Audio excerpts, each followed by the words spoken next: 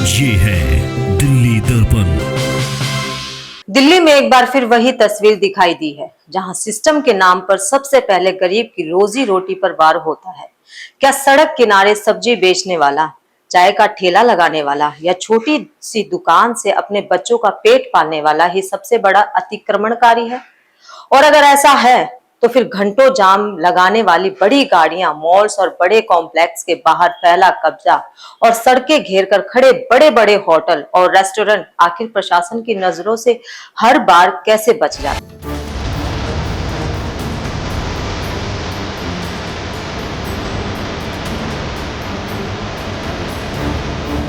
नमस्कार, मैं हूं पूजा नागर और आप देख रहे हैं दिल्ली दर्पण टीवी। राजधानी दिल्ली में वजीरपुर के पास अशोक विहार इलाके में अतिक्रमण की शिकायत को लेकर दौरा किया गया, लेकिन एक बार फिर वही सवाल खड़ा होता दिखाई दिया। जब भी किसी बड़े अधिकारी, नेता या प्रशासन का दौरा होता है तो अतिक्रमण के नाम पर सबसे पहले निशाना छोटे दुकानदार और पटरी व्यापारियों को ही क्यों बनाया जाता है, जो लोग सालों से सड़क किनारे छोटे छोटे स्टॉल लगाकर अपने परिवार का पेट पाल रहे हैं।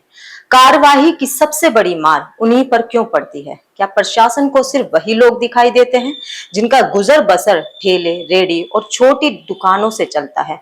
और अक्सर आपने भी देखा होगा, जैसे ही किसी बड़े अधिकारी या नेता का दौरा होता है, उससे पहले इलाके में अचानक सफाई शुरू हो जाती है। सड़कें साफ कर दी जाती हैं, रेडियां हटा दी जाती हैं, गरीबों का सामान उठाया जाता है ताकि ऊपर तक ये दिखाया जा सके सब कुछ व्यवस्थित है। लेकिन दौरा खत्म होते ही क्या होता है? क्या टूटी सड़कें ठीक हो जाती हैं? क्या बंद नाले साफ हो जाते हैं? क्या गंदगी हमेशा के लिए खत्म हो जाती है? क्या ट्रैफिक और जाम की समस्या रुक जाती है? नहीं। लेकिन जो गरीब अपना सामान खो देता है, जिसकी रेहड़ी उठा ली जाती है, जिसकी छोटी दुकानें तोड़ दी जाती हैं, उसकी जिंदगी दोबारा पहले जैसी नहीं हो पाती। आए दिन दिल्ली में अतिक्रमण के नाम पर ना जाने कितने लोगों को बेरोजगार किया जा रहा है। रोजगार की पहले ही बहुत कमी है देश में। अगर बार बार सिर्फ पटरी वालों के साथ ऐसा किया जाएगा तो ये गरीब लोग आखिर जाएंगे कहाँ? गरीबों के वोटों से बनी सरकारें सिर्फ अमीरों की सोचती है। सड़कों को घेरती आलीशान गाड़ियां, जाम प्रशासन को नहीं दिखता, लेकिन अपनी रोजी रोटी कमाने वाले रेडी पटरी वाले उन्हें सबसे बड़ी समस्या नजर आते हैं। उनका सामान उठाया जाता है, उनकी रेहड़ियां जब्त कर ली जाती हैं, कई बार उनका पूरा दिन का सामान खराब हो जाता है। जिस पैसे से रात को बच्चों के लिए राशन आना होता है, वही पैसा खत्म हो जाता है। आपने अक्सर देखा होगा, सड़क पर गाड़ियां खड़ी होती हैं।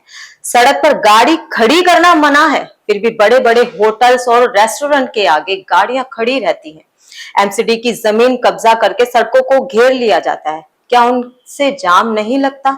लेकिन कार्रवाई सबसे पहले गरीब पर होती है, और अगर कोई कुछ बोले तो तुरंत कह दिया जाता है ये तो सुप्रीम कोर्ट का आदेश है। फिर बिना सोचे समझे गरीबों को हटाना शुरू कर दिया जाता है। आपने भी अपने सामने ना जाने कितने गरीबों की दुकानें टूटते, पटरी से हटती देखी होंगी। ज्यादा फैल जाना सही नहीं है, उन्हें रोकना चाहिए, लेकिन पूरी तरह हटाकर उन्हें सड़क पर लाकर खड़ा कर देना भी सही नहीं होगा। अभी कोर्ट का आदेश साप्ताहिक बाजार को नियंत्रण करने को लेकर भी सामने आया है। अगर ऐसा होता है तो फिर उन लोगों का क्या होगा जो इन्हीं बाजारों के सहारे अपने बच्चों का पालन पोषण करते हैं? क्या आपने कभी सोचा है कि साप्ताहिक बाजार कौन लगाता है? ये वही लोग होते हैं जिनके पास ज्यादा साधन नहीं होते, जो गरीबी की वजह से पढ़ नहीं पाते, कुछ बड़ा कर नहीं पाते और अब मजबूरी और छोटे व्यापार के सहारे अपना गुजर बसर कर रहे हैं। सर्दी हो या गर्मी, बाजार लगते हैं, वो किराया देते हैं, वो मेहनत करते हैं, सुबह जल्दी निकलते हैं और रात को देर से घर पहुंचते हैं। कई बार रास्ते में लूट लिए जाते हैं, फिर भी अगले दिन दोबारा मेहनत करने निकल पड़ते हैं। लेकिन अगर उनकी रेहड़ी ही हटा दी जाए, उनकी दुकानें ही तोड़ दी जाएं, तो वे अपने बच्चों को क्या खिलाएंगे? अगर उनके पास भी अच्छी नौकरी होती तो क्या जरूरत थी उन्हें इस तरह से सड़कों पर मेहनत करने की? वो भी आराम की जिंदगी जीना चाहते होंगे। सरकार को ये क्यों नहीं दिखाई देता कि गरीब पहले ही अपनी परेशानियों से टूटा हुआ है, ऊपर से अतिक्रमण के नाम पर उसकी रोजी रोटी पर सीधी चोट कर दी जाती है। सरकार और बड़े अधिकारी वहां क्यों नहीं सोचते जहां सच में सोचने की जरूरत है। ये लोग किसी दूसरी दुनिया से नहीं आए, ये भी इसी देश के नागरिक हैं। इन्हें पहले से ही पता है क्या सुधार करने की जरूरत है।